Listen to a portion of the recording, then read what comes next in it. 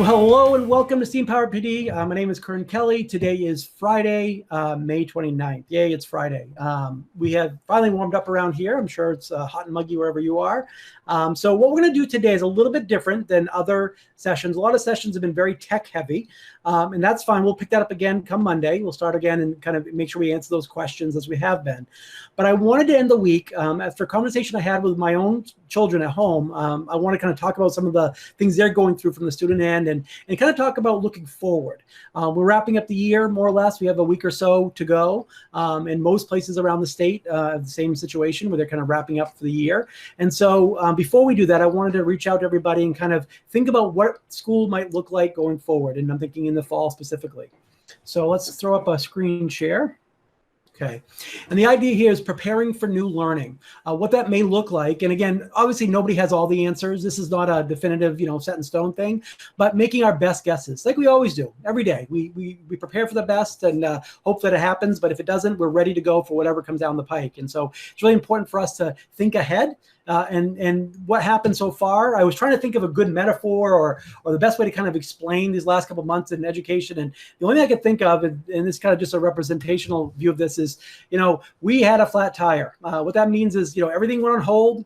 Everything stopped. Whatever our plans were for the end of this school year, it didn't matter at that point. We had to focus on what was in front of us. And so really, this last month or two has been kind of figuring out what can we do to get back on the road, get our kids, make sure that they're doing okay, make sure they're, happy and healthy and all that, and make sure we can kind of be able to do that going forward.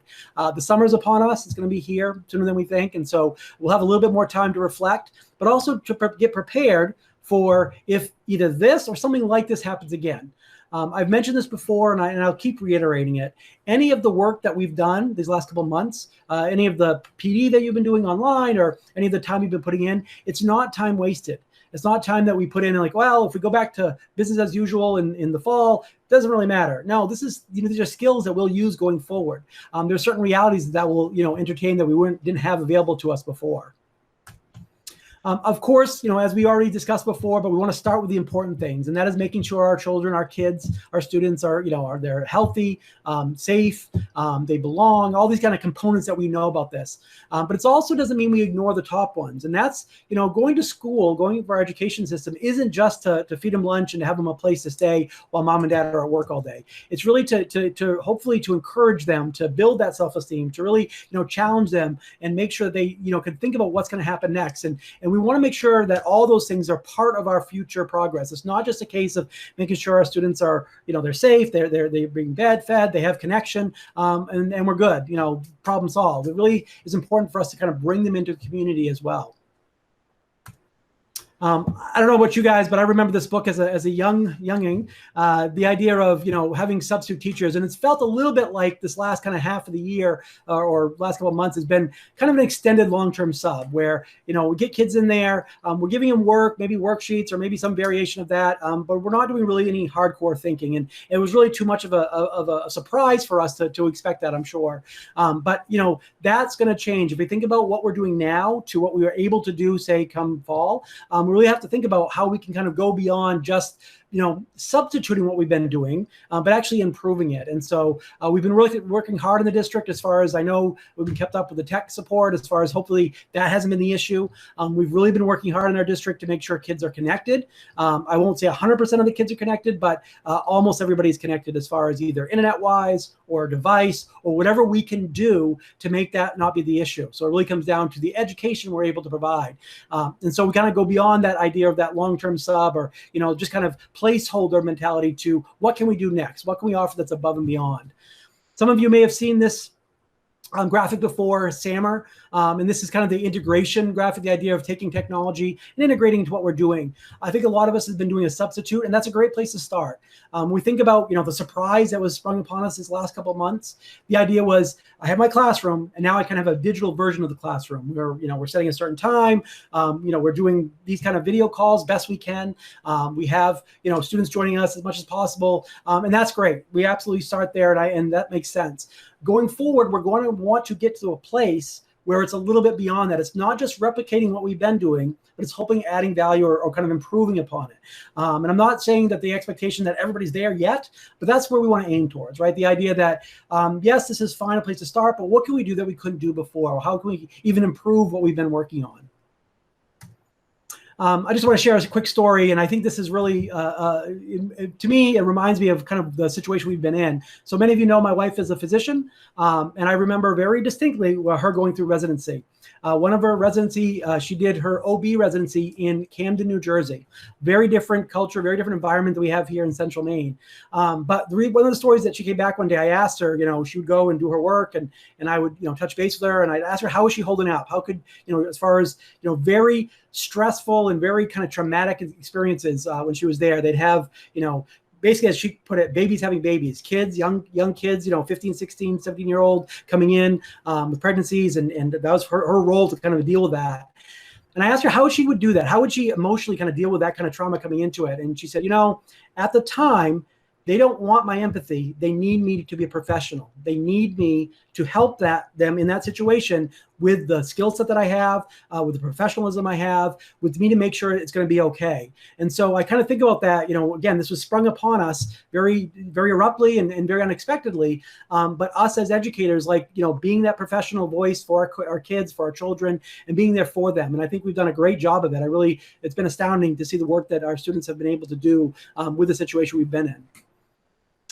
None of us have expected to be, this would be the end of our school year, right? This is not something that we, assumed coming into it, that we'd be seeing a classroom in this view, where we have, a bunch of kids kind of joining us. And it's really changed the norms. And again, one thing that's come out of this, the silver lining, is we now know that every one of our kids, every one of our students has had experience in this environment, okay, for good or bad. So if we're able to tap on that later on, if we want to have, virtual meetings with our kids at some point, or be able to do that, and what's kind of next, what's able to do above and beyond just doing a substitution kind of video call, we're starting to explore those type of, abilities for us to do that.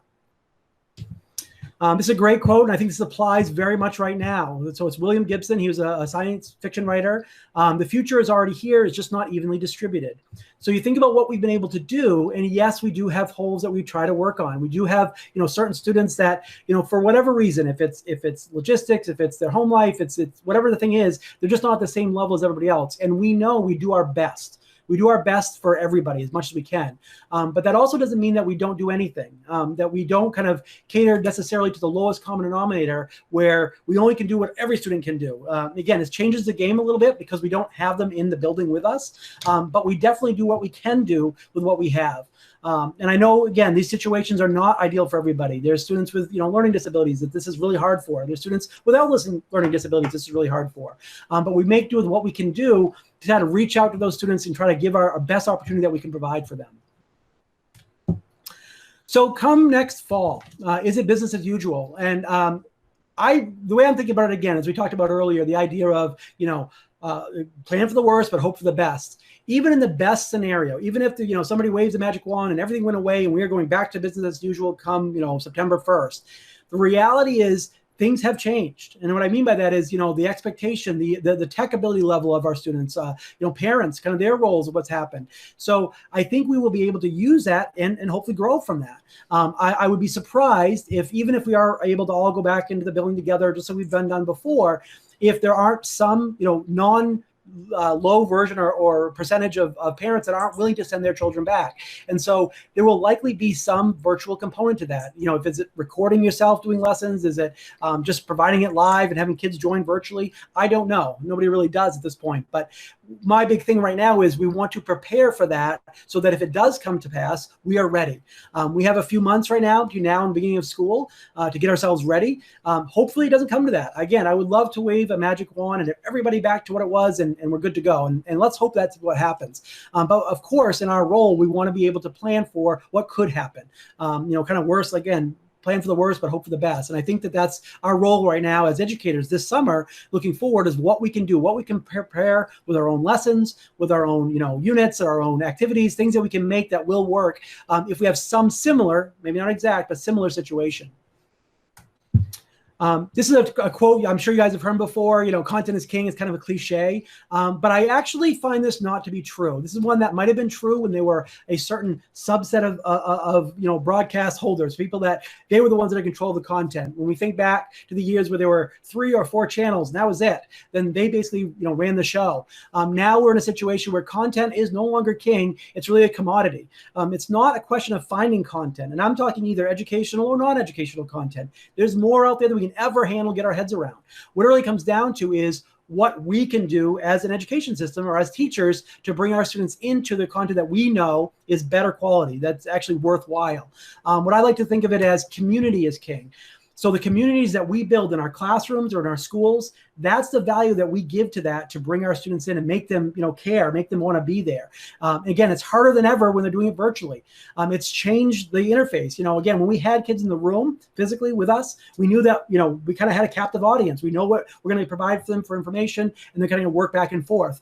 Now we're doing the same thing, except we're doing it virtually. And so it's really on our role to build those communities. Why would they come to you for information if they can find the same information from a different source?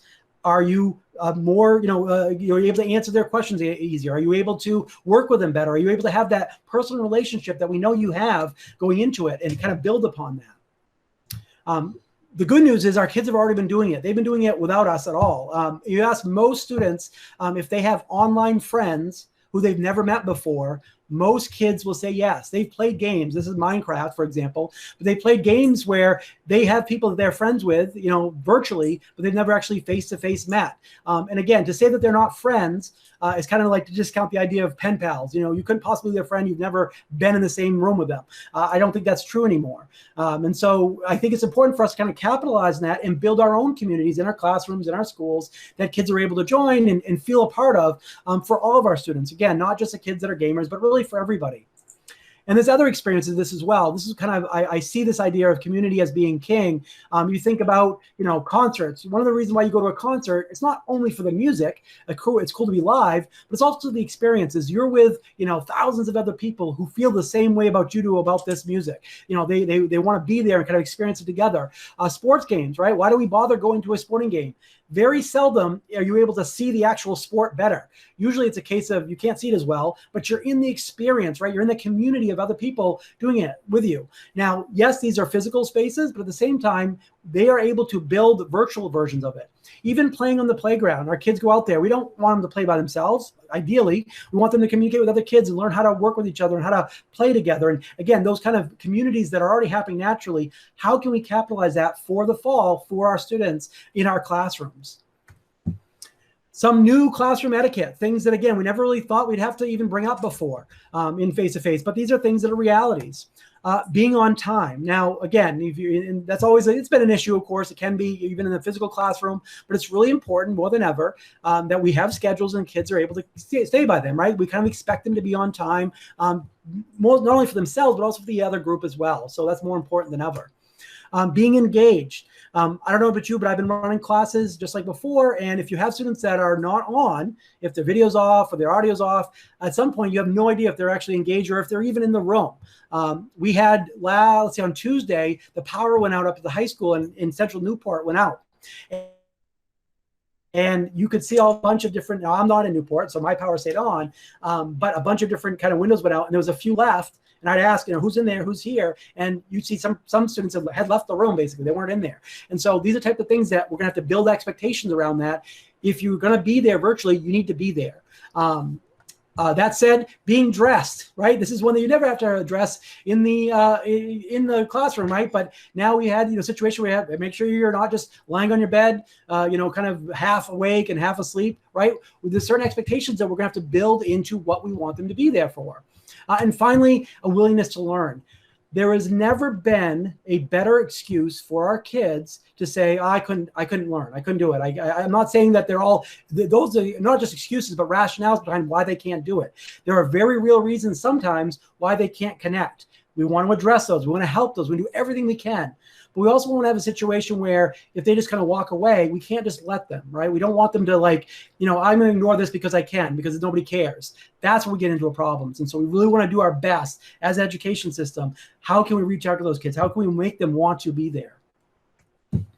Many of you know I've had the good fortune and the privilege of being able to work with students and bring them to different places around the globe and do workshops and presentations. And I mentioned this story before, but I'm going to repeat it here because I think it's worthwhile. They asked me, Mr. Kelly, when we fly somewhere, how is it that you can get on a plane and basically fall right to sleep? I have no problem on planes.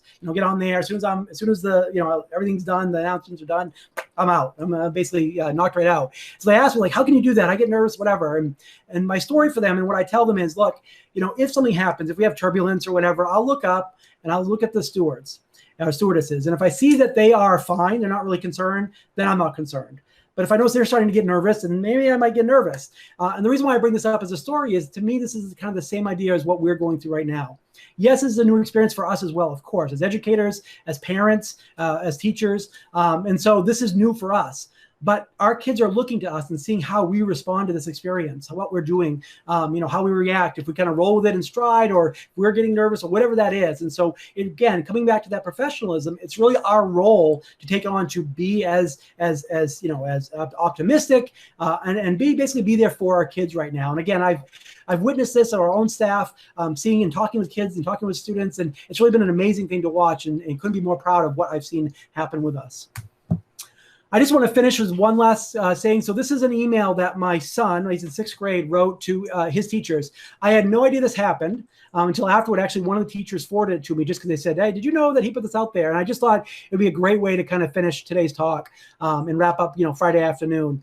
So this was from my son, Kason. Hello, everyone. I just wanted to tell you something I noticed. First, I'd like to say I'm grateful that you're here to help when we need it. Also, I'm happy to get help during Zoom meetings sometimes.